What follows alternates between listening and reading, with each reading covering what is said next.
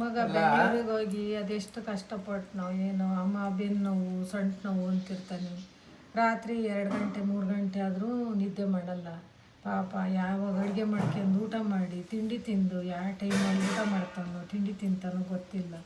ಪೈಸೆ ಕೂಡಿಟ್ಟು ನಮಗೊಂದು ಎಕರೆ ಜಮೀನು ಇಲ್ಲ ಅಂಥದ್ರಲ್ಲಿ ನಮ್ಮ ಅಮ್ಮಗೆ ಬೇಕು ಅಂತೇಳಿ ಮಾಡಿಸಿರೋದು ಇದೊಂದು ಕಣ್ಣೀರು ತರಿಸುವಂಥ ಪ್ರಸಂಗ ಅಲ್ವಾ. ಆದರೆ ಇಂಥ ಮಗನ ಪಡೆಯೋಕ್ಕೆ ನಾವು ಯಾವುದೋ ಜನ್ಮದಲ್ಲಿ ಪುಣ್ಯ ಮಾಡಿದ್ದು. ಇದೆಲ್ಲ ಇನ್ನೂ ಏನೂ ಇಲ್ಲ, ಏನು ನಾವಿನ್ನೂ ಮಾಡೋದಲ್ಲಪ್ಪ.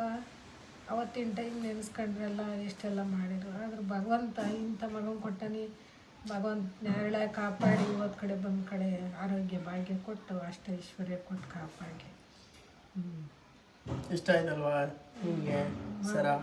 ಮಗನೇ ನೀನು ಕೋಟಿ, ನೀನೇ ನಮಗೆ ಕೋಟಿ ಆಸ್ತಿ. ಇವೆಲ್ಲ ಶಾಶ್ವತ ಅಲ್ಲ ಮಗನೇ, ನೀನು ಶಾಶ್ವತ. ನಿನ್ನ ಕೋಟಿ ಇಷ್ಟ ಆಯ್ತಾ? ಇಷ್ಟ ನೀನು ಅದನ್ನ ಏನ್ ಗೊತ್ತೆ, ನೀನು ಅದನ್ನ 50 ಸಲ ಹೇಳಿದ್ರು ಅದು ನಿನ್ನ ಆಶೀರ್ವಾದ ಇರುತ್ತೆ. 50 ಸಲ ಅದ ಕೋಟಿ ಲಕ್ಷ ಅವೆಲ್ಲ ಇದು ಇಷ್ಟ ನಿನಗೆ ಇಷ್ಟ ಆಯ್ತು. ನೀನು ಏನು ತಂದ್ಕೊಟ್ರು ನನಗೆ ತುಂಬಾ ಇಷ್ಟ ಆಯ್ತಾ. ಎಲ್ಲ ಹುಡುಗರು, ಎಲ್ಲ ಮಿಡ್ಲ್ ಕ್ಲಾಸ್ ಹುಡುಗರಿಗೂ ಒಂದು ಆಸೆ ಇರುತ್ತೆ. ಇಷ್ಟು ವರ್ಷ ನೀವು ಎತ್ತಿ ಒತ್ತಿ ನಮ್ಮನ್ನ ಹಾರೈಸ್ತಿರ್ತೀರ. ಯಾಕೋ ಇಲ್ಲಿ ಸೇರ್ಕೊಂಡ ಎಲ್ಲ ಮಿಡ್ಲ್ ಕ್ಲಾಸ್ ಹುಡುಗರಿಗೂ ಆಸೆ ಇರುತ್ತೆ. ಅವ್ರು ಏನು ಇಲ್ದ ದಿನನೂ ನೋಡಿರ್ತಾರೆ, ಎಲ್ಲ ಇರೋ ದಿನನೂ ಒಂದಿನ ಬರಲಿ ಅಂತ ಕಾಯ್ತಾ ಇರ್ತಾರೆ. ಏನೋ ಒಂಚೂರು ಇಂಡಸ್ಟ್ರಿಗೆ ಹೋಗಿ ಬೆಂಗಳೂರಿಗೆ ಹೋಗೋ ಕಾರಣನೇ ನಮ್ಮ ಇಲ್ಲಿರೋರು.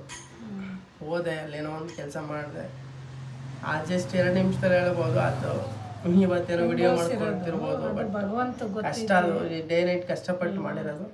ಅದರಲ್ಲಿ ನಂದು ಇದು ಒಂದು ತುಣುಕು. ನಾನು ಕೂಡಿಟ್ಟು ನಮ್ಮಮ್ಮಗೆ ಗೊತ್ತಿಲ್ದಂಗೆ ಎಲ್ಲರೂ ಹೇಳೋರು, ನಿಮ್ಮ ಅಮ್ಮಗೆ ಒಂದು ಸರ ಮಾಡಿಸಿಲ್ಲ, ನೀನು ಇಂಡಸ್ಟ್ರಿಯಲ್ಲಿ ಇದೆಯಾ, ಫಿಲಮ್ ಇಂಡಸ್ಟ್ರಿಯಲ್ಲಿ ಇದೆಯಾ, ಅದು ಮಾಡ್ತಿದ್ಯಾ ಇದು ಮಾಡ್ತಿದ್ಯಾ ಅಂತ. ಹೌದಲ್ವಾ, ಜಸ್ಟ್ ಅವ್ರಿಗೆಲ್ಲದಕ್ಕೂ ಒಂದು ಸ್ಮೈಲ್ ಮಾಡ್ತಿದ್ದೆ. ಕಷ್ಟ ಹೇಳ್ಕೊಳಕ್ಕಾಗಲ್ಲ. ಅದು ಇವತ್ತು 1 ವರ್ಷದಿಂದ ಕೂಡಿಟ್ಟು ಇವತ್ತು ಅದು ಮಾಡಿಸಿ ಇವತ್ತು ವರಮಹಾಲಕ್ಷ್ಮಿ ಹಬ್ಬದ ದಿನ ನಮ್ಮನೆ ಲಕ್ಷ್ಮಿಗೆ ಕೊಡ್ತಾಯಿದ್ದೀನಿ. ಅವ್ರು ಖುಷಿ ಪಟ್ಟರೆ ಸಾಕಷ್ಟೇ.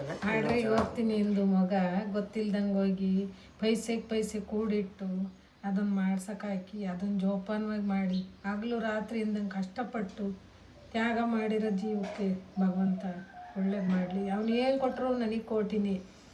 Thank you. ಚೆನ್ನಾಗಿರಲಿ. ಇದು ಯಾವುದೂ ಹಾಕಲ್ಲ, ಕೊಡು ಕಟ್